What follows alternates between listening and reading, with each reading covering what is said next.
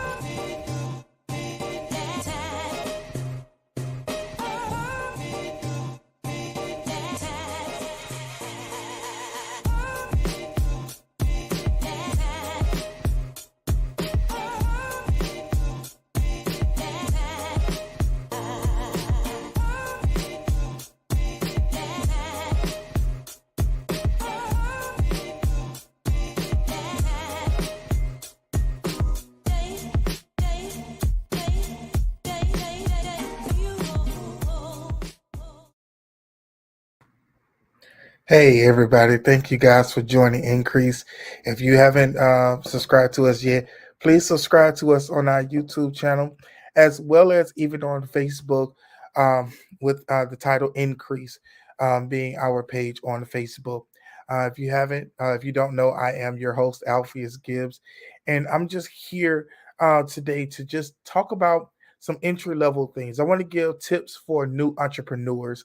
I want our entrepreneurs who are either they've already started, they're in the beginning stages of starting, or they're thinking about being an entrepreneur. So I'm going to give you 3 tips today. 3 tips every entrepreneur should do before starting a business. And again, I just want to make sure that you guys are set and that you're ready, to take notes. So I'm glad that you got your pencil and paper ready. So let's begin. Number one, you need to be clear about what type of business that you want. You want to make sure that you're not just saying, "Oh, I want to be a hairdresser," or "I want to, be in construction." Be very precise on what it is that you desire to do and what you desire for your company to be. Because once you begin to start the paperwork and everything, you'll have to pay to make those adjustments. So you want to be very clear, especially if you are looking for funding. That is something you definitely want to do. But before you even get to any of that, I want to let you know that you need to do again. You want to do what is called a SWOT analysis, and that's spelled SWOT, not SWAT. SWOT, which means S stands for strength, W stands for weaknesses, O stands for opportunity, and T is your threats. So, what are your strengths? What skills, what talents are you bringing to this particular business?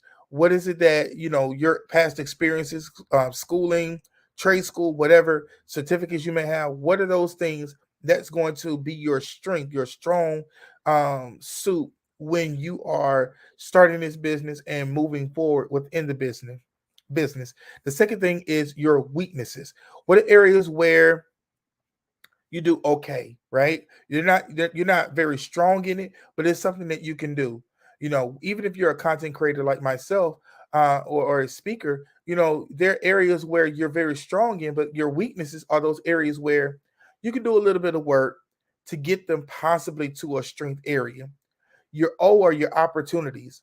What are those areas where you really just don't know that market, right? You may know the business itself as far as how to do a thing, but you don't know the office work part of it. Or you may not even consider the fact that no matter what area of the business that you're working in, that it's all boils down and stems to sales, right? So you want to look at those things. And then your T is your threats. What are those blind spots?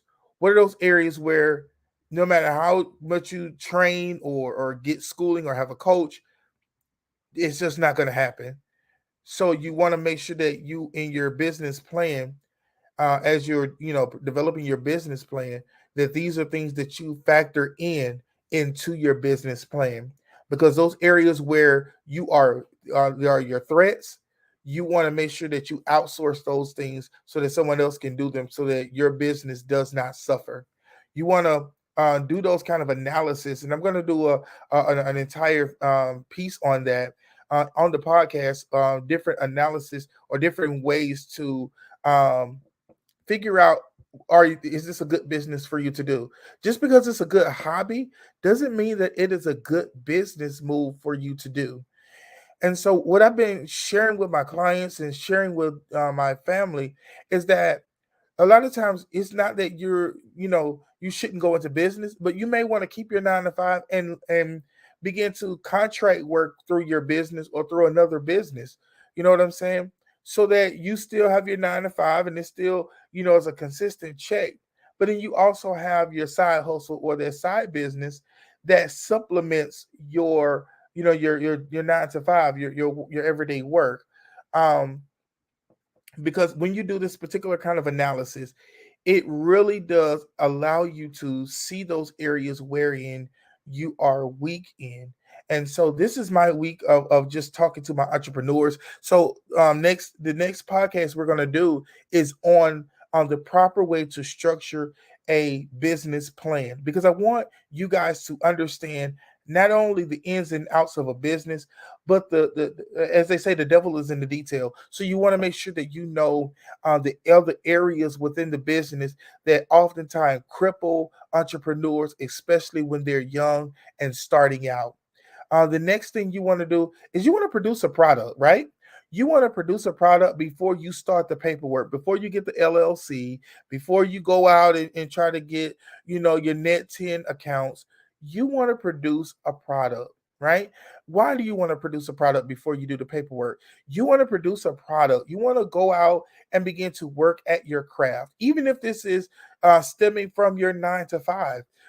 There's nothing like when you do it yourself, when all of the weight is on you. Because one of the things that you want to do is when you produce a product, it shows if this is something that you're going to want to do long term. That is something that I found a lot of entrepreneurs do. They've spent the money getting the office space, they've spent the money getting the LLC, they spent the money buying all of these different things, but they didn't produce a product. And so then when they finally get to the place where it's time for them to produce a product, right? They didn't like it. They didn't like all of the nuances. They didn't like having to keep up with the paperwork. They didn't like, some of the other areas within producing that product that they did not even map out for. And so I try to instruct entrepreneurs, young entrepreneurs, to produce a product. Go out, make the t-shirt, go out and make the t-shirt, go out and do that thing, whatever it is that you want to do. If you're starting a cleaning business, okay, well, not only work with someone who's already doing it, but begin to do it on your own. Kind of get that skin in the game, because it allows you again to weed out those areas in your life or in within the business that you are oblivious to. And then it allows you to, when you get ready to file your paperwork, you're able to do it with clarity. You're able to answer questions that maybe investors may be able to may want to ask you. It opens you up to so much, because now you are working on your craft before there was a name. Sometimes we don't really think about how important that truly is. Before there was a Facebook, there was Mark Zuckerberg and his friends, and they were working on the algorithms. They were working on all kind of other things, and they were testing them out with various people. They were testing them out with the school. They were testing them out with friends. They were doing all of the groundwork before they filed the paperwork, right? Even with Amazon. Before Amazon became Amazon, he did the groundwork. He began to go out and begin to produce. And then when he saw, oh, I'm on to something.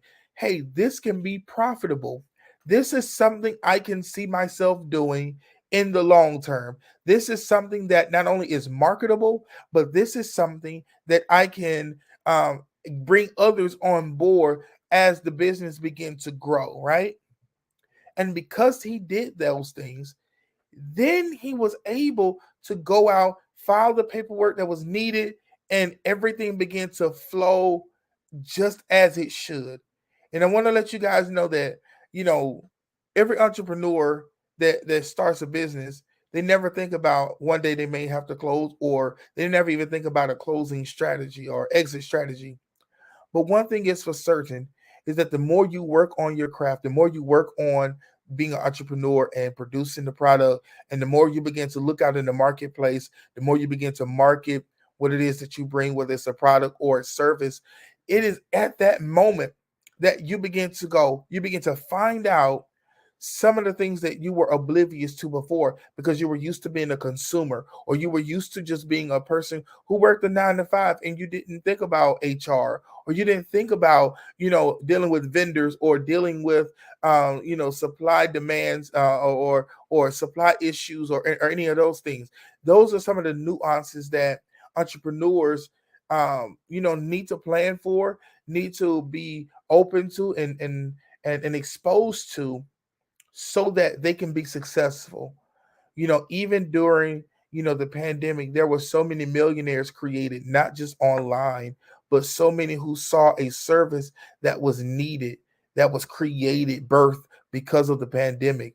And I want you to go into these next few days, these next few weeks, months, not just going into it saying, this is what I want to do because I've seen X, Y, and Z, or I've seen these people make money off of it, but you really look at it and go, this is something that I truly enjoy.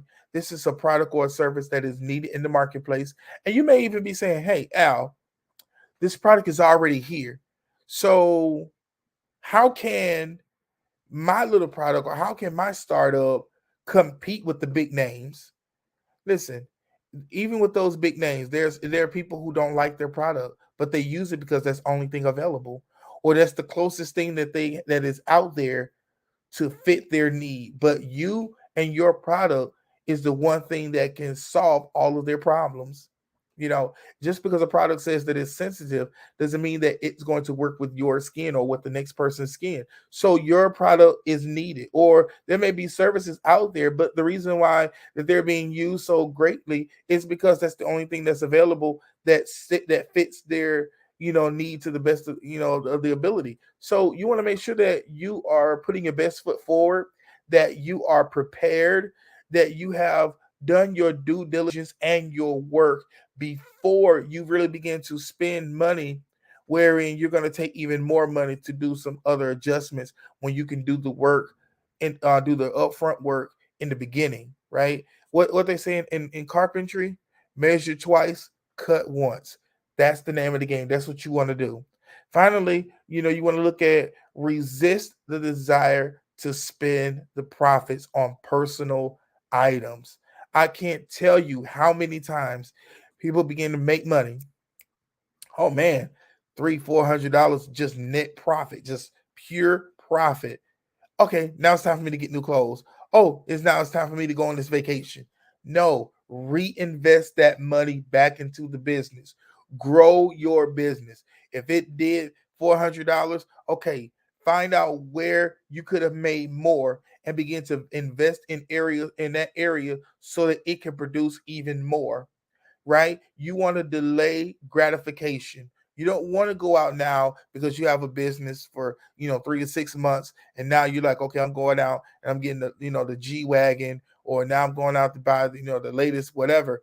No, delay your gratification, because you want to make sure that your business is solidified. That when they hear that product, or when they need that service, your name is the first name that they think of. Your business is the first business that comes to mind. You want to grind in such a manner that when they Google, anything, that your product or your service, that your business is the one that comes up first. That you're working on your customer service so that individuals, when they go to look at the product, at products or services, that your name is 5 stars. You want to make sure that the influencers are speaking about your product or your service. You want to delay your gratification because there's always going to be time for a new car or clothes or the vacation. Those things are going to come, but your business is not a 9 to 5. I got to say that again. Your business is not a 9 to 5. That may be the operating hours, right? That maybe the hours that you're open and you're closed to handle transactions on a person to person basis, but you are always working in one particular area or another. You're reading some kind of commentary so that you can get the leg up on your competition, right? Even your competitors, you admire them for their service or whatever product that they bring. But here's the thing, always remember, they're your competition. And because they're your competition, they're always going to be working to try to make sure that they get all eyes on them, that their product and that their service is number one. So I want to encourage you. Why don't you allow your name, your product to be that number one? You should strive with every move that you do to be number one. So again, let's go through those 3 things again. One, you want to be clear about what type of business that you want. Number two, you want to produce a product before you fill out any kind of paperwork, any kind of LLC, any kind of DBA, doing business as, before you get your DUNS number and your EIN, you want to produce a product. And number three, you want to resist the desire to spend the profits on personal items. Again, people, you can do this. Your business can thrive even in the midst of anything economically that goes on. You just need a strategy. You need a plan of action to mitigate what goes on around you, because things are happening whether you like it or not. There's never going to be a perfect time than right now. And that's where you want to be, in the right now, doing what you do best. Listen, this is your guy, Alpheus. This is Increase Podcast. I thank you guys so much for your time and for your patience. I know, you guys maybe want a little bit more content, but I'm going to be producing even the more because I believe in you and I believe in what you stand for. Listen, you guys have an amazing day. You guys enjoy the rest of your week, and I will see you here on Increase at 1 o'clock today.